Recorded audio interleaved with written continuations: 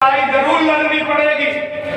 अभी हमारे भाई हरिओम सिंह जी ने कहा कि स्थानीय नौजवानों के रोजगार की लड़ाई हम लोग लड़ रहे हैं और एक ऐसी लड़ाई लड़ रहे हैं जिसका अंजाम बहुत खूबसूरत होगा, जिसका अंजाम होगा कि जिले में नहीं पूरे प्रदेश में ये चर्चा होगी कि एकमात्र भारतीय किसान यूनियन कृषक शक्ति ऐसा संगठन था जो युवाओं के लिए लड़ा, जो युवाओं के भविष्य को संवारने के लिए लड़ा।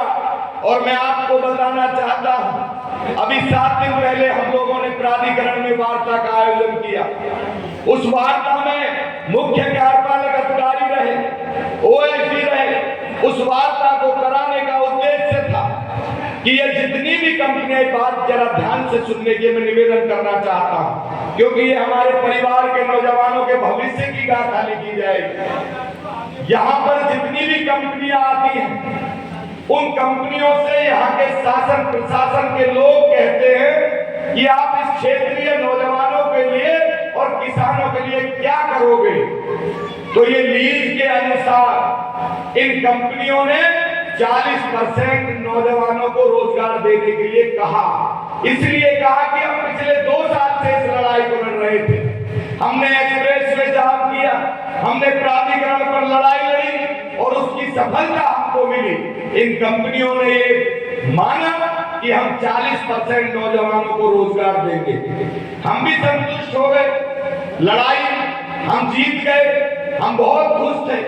मगर ये कंपनियां जब शुरू हुई तो इन कंपनियों ने हमारे क्षेत्र के केवल 10-5 लोगों को रोजगार दे करके बाकी बाहर वाले रोजगार देने लगे। हमारे बच्चे आधार कार्ड लेकर के जाते हैं, उनको भगा दिया जाता है। हमारे बच्चे चोरी करना सीख रहे हैं, क्योंकि आप लोग भी जानते होंगे कि आधार कार्ड में वो करेक्शन कराते हैं, वो 200-250 किलोमीटर दूर का अपना एड्रेस चेंज कराते हैं जब वो कंपनी में रोजगार कर रहे हैं। हमने वह वार्ता की, हमने पूछा, हमें डाटा चाहिए कि कितनी यहाँ पर कंपनियां 40% नौजवानों को रोजगार दे रही है। ओएसडी शैलेंद्र कुमार ने 1 हफ्ते का समय हमसे मांगा है।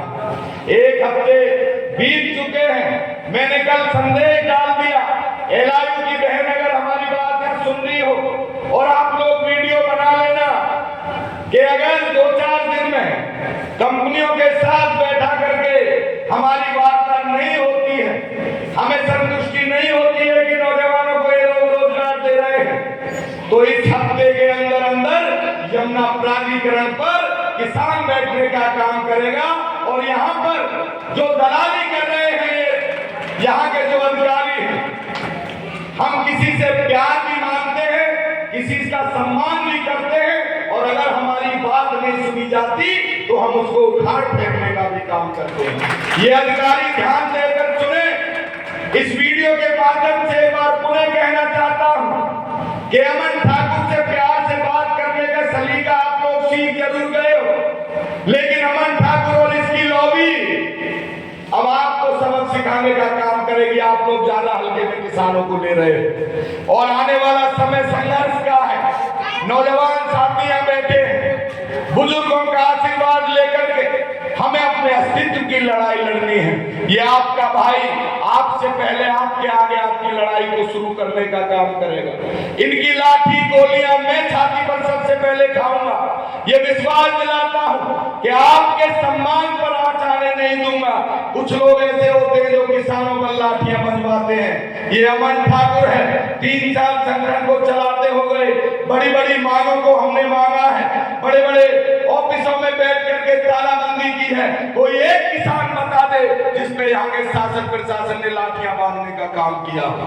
हम लोग पूरी मजबूती के साथ उस लड़ाई को लड़ते हैं जो लड़ाई अपने आप में सक्षम होती है। अपने आप में उस लड़ाई को हमें लगता है कि हमारी जो मांग है बहुत मजबूती से हम इसे उठा रहे हैं और ये जायज मांग है। तो मेरा आपसे निवेदन है, संघर्ष का दौर है, लोकसभा चुनाव अभी गए हैं।